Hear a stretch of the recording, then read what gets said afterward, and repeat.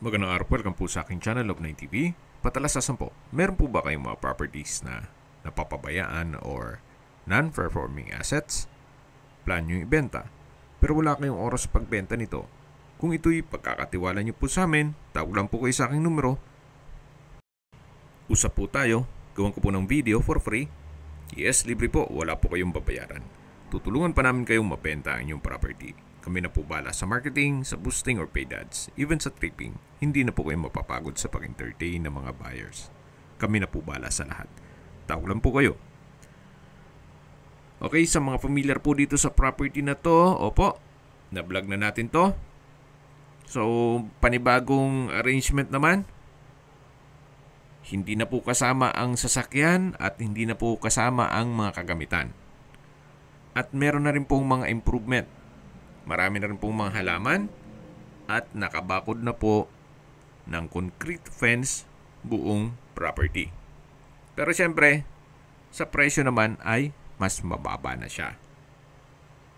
Papanggitin ko na po, hindi po kasama yung pick-up at mga gamit. Bare lang po, bahay lang at lupa.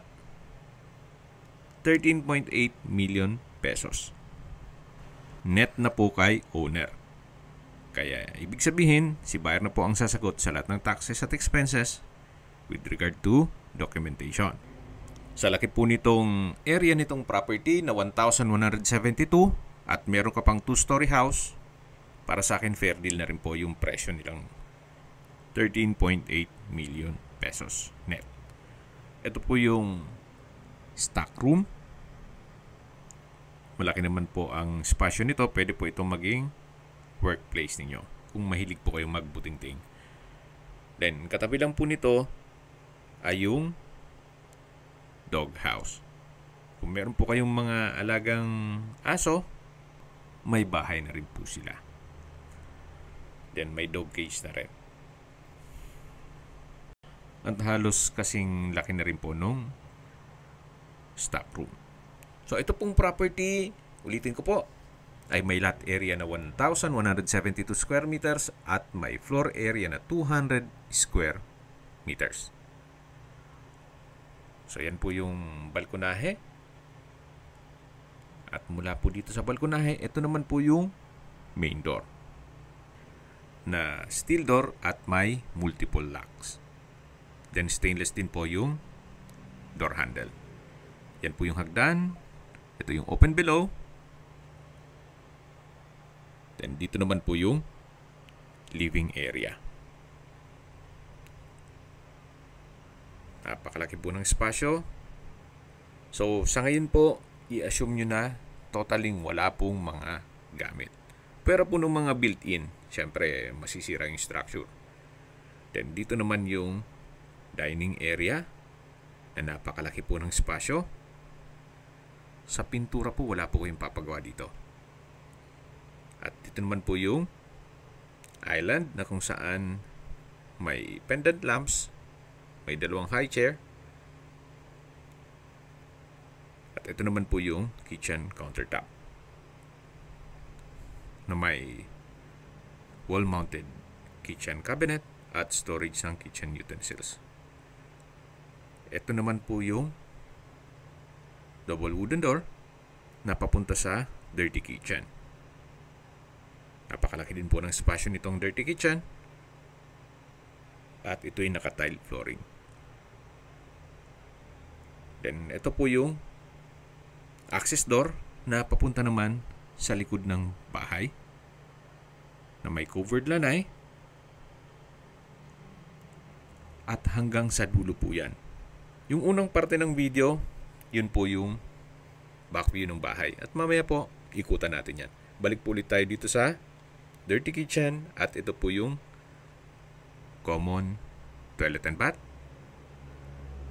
na may hot shower set, hand wash basin, water closet with bidet, at ito'y naka-tiled bathroom wall. Meron din pong bathroom window. At lipat po tayo dito sa unang kwarto. Kung meron man po kayong PWD or senior citizen sa pamilya, ito po yung para sa kanila. Sa ngayon, may mga kagamitan si owner. Nang nagpiprepare na sila once na may makabili nito, at least naka-ready na yung mga gamit nila. Balik po ulit tayo dito sa loob. Yan po yung formal kitchen, yung island o breakfast nook. Dito yung dining area. Then mula po dito sa dining area, meron pong access naman papunta dito sa living area. Napakalaki din po ng espasyo. Sa pintura po ng ceiling at wall, wala po kayong may pipintas dito. Maayos na maayos. So yan po yung main door at ito po yung under stair storage. Ito po yung hagdan, naka-concrete staircase, stainless handrail at railing. At samahan niyo po ako, akyat po tayo. So kung sakali man po ang ating senior citizen ay gusto dito, meron naman pong lifter na ngayon na nagkakahalagang 300 to 500,000 pesos. Depende po sa magiging disenyo. Ito po yung family area. Napakalaki din ng espasyo. Wooden design ng tile flooring. Check po muna natin itong master bedroom. Yung iba, familiar na po dito. Napakalaki po ng espasyo. Ceiling cove design. May pin lamps, center lamp, customized glass window with security grill, tile flooring. Meron po itong sariling toilet and bath at walk-in closet. At from floor to ceiling po yan. So marami-rami ding gamit ipapasok po dyan. Then dito naman po yung toilet and bath, kung saan ito'y naka wooden door. May hand wash basin, vanity mirror, wall mounted glass rack, water closet. Then meron pong shower curtain, naka-tile bathroom wall, may hot shower set, at bathroom window. So yan po yung toilet and bath dito sa master bedroom. At lalabas na po tayo. Tunghayan nyo po ulit itong master bedroom na kung saan sa dulo po ay mayroon pong access door na papunta naman sa balkonahe o terrace. Then mula po dito matatanaw naman yung main gate, yung doghouse at yung stock room. Hanggang dun po sa dulo ang balkonahe. Yung unang video ko po ay hindi pa ganun ka yung mga halaman. So ngayon punong-puno na siya ng mga halaman at yung ibang parte nitong concrete fence ay hindi pa kompleto. Pero ngayon po ay buong property nakabakod na. So hanggang dito po maayos ang pintura. Wala po kayong papagawa. Even itong ceiling panel maayos. So pag-isipan nyo na po ang deal ni owner ngayon na hindi na po kasayang yung mga furnishings o mga kagamitan pati yung sasakyan sa halagang 13.8 million. Kung bibili po kayo ng lupa ganito kalaki na 1,072 square meters, medyo may lasa na rin po ang presyo ng lupa dito. Then magpapakonstruct pa po kayo ng ganito kalaking bahay, mukhang hindi po aabot ang 13.8 million ninyo. Yan po yung opinion ko lang naman. So, dito na po tayo sa kabilang kwarto. Ito po yung pangatlong kwarto dito sa buong bahay. So, sa spasyo, sakto lang. Hindi naman siya ganun kaliit at hindi naman ganun kalaki. Meron din po itong wardrobe. So, ito po yung pangatlong kwarto. At lalabas po tayo. Yan po ulit yung family area. At sa dulo yung hagdan at open below. Dito naman po yung ibang kwarto. Ito naman yung pang-apat na kwarto. So mas malaki po ito. Naka-tile flooring. May dalawang sliding glass window with security grill. May wardrobe. Maayos din po ang pintura. pati itong tile flooring. So ito po yung pang-apat na kwarto. Labas po tayo. At dito naman yung family area ulit. At dito na po yung pang-limang kwarto. So malaki din po ang spasyo nito. Halos kasing laki nung kabilang kwarto. May dalawang sliding glass window with security grill, naka-tile flooring, may pin lamps, may wardrobe. Then marami pong mga outlet at maayos din ang pintura. So ito na po yung pang-limang kwarto. So yan po yung mga kwarto na naikutan natin kanina. So paglabas po natin, ito naman yung family area at ito naman po yung common toilet and bath dito sa second floor. May hand wash basin, water closet with bidet, vanity mirror, overhead shower, tile bathroom wall, may bathroom window, may shower curtain. So wala din po kayong ipapagawa dito. At habang naglilibot po tayo, pag-usapan natin ang distance, location at travel time. Mula po sa Aguinaldo Highway o yung Premier Plaza Silang, kung saan nandun na rin po ang Jollibee, McDonald's, Shakey's, KFC, Robinsons, Pure Gold at Starbucks at iba pang business establishments. Ang distance is 2.9 kilometers at ang travel time is 18 minutes.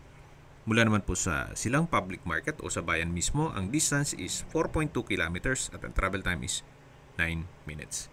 Mula naman po sa Silang Specialist Medical Center o Hospital, ang distance is 5.4 kilometers at ang travel time is 12 minutes.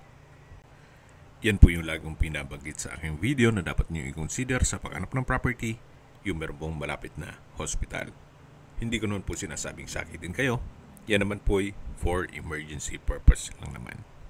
Mula naman po sa Tagaytay Rotonda, ang distance is 14 kilometers at ang travel time is 22 minutes. Mula naman po sa Calax, Aguinaldo Highway, ang distance is 7.5 kilometers at ang travel time is 14 minutes. Kung manggagaling naman po sa Manila o sa airport, ang distance is 46 kilometers at ang travel time is 1 hour and 15 minutes. Okay, ikutan po natin itong bakanting lote kung saan mga nasa 900 square meters pa po yan hanggang sa dulo. At dito po sa likod ay meron pong mga fruit-bearing trees. Itong mangga, nakita nyo, may guava, papaya, makopa, atis, Japanese orange, kalamansi, avocado, kakao, nyog, at marami pa pong iba. Yung old video ko po ay wala pa pong enclosure na ganitong mga halaman at may gate. So dito po sa bakanting lote, pwede po kayong maglagay ng swimming pool.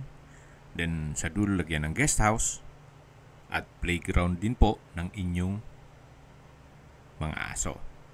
Or kung mahilig po kayong mag-alaga ng panabong na manok, pwede rin po. Napakalawak pa po niyan. So yan po yung papaya na kung saan namumunga na rin. Gawa ng pataba po ang lupa dito. So yan po, hinog na siya. So pwede ring pang tinola yung color green. Yung old video ko ay hindi pa po yan nakabakod hanggang sa dulo. O meron namang parte na nakabakod pala pero hindi pa pinturado. So yan po, we might consider this property, especially dito sa bagong presyo niya na 13.8 million. So hanggang sa dulo po yan. Dito po yung tinutukoy ko na pwede po kayo maglagay ng guest house. Then, swimming pool. Anyway, depende po sa inyo kung anong magiging purpose nyo dito sa property once na ma-acquire nyo ito. Tunghayan nyo po ulit. Napakatahimik po, napakaaliwalas, at malamig po ang klima dito. Ito po yung nasa mataas na lugar. Ang estimated elevation above sea level ay 1,127.3 feet. Kung may mga katanungan po kayo, tawag lang po kayo sa aking numero. At sa mga kababayan naman natin na sa ibang bansa, meron po akong Telegram. Sa mga iPhone user naman, may iMessage. Meron din pong Imo, Skype, Viber at WhatsApp. Same number lang po, 0917-316-3399. Sa mga nagtatanong naman po ng aming Facebook, meron po aming Facebook page na Nov9TV at Facebook Reel Video. Meron din pong TikTok at Instagram. May ibang YouTube channel po kami na The Nov9TV Channel, Nov9TV Listings, Nov9TV On The Spot, Nov9TV Updates, at Nov9TV House Rental. Sana po naibigyan yung video presentation. Pag-like and subscribe na lang po sa aking channel para ma-update din po kayo sa aking future listings. Kung sakali po hanap nyo yung mas malaking sukat ng lupa, meron din po kami ibang listings na pwede nyong pagpilian. Huwag po kayong mag-atubiling tumawag sa amin, then let us know your budget para malaman namin kung anong property pwede namin ilok sa inyo. Sa lahat pong viewer, subscriber at nagtiwala po sa amin, salamat po sa suporta. Ingat po kayo lagi at yung pamilya. Maraming salamat po.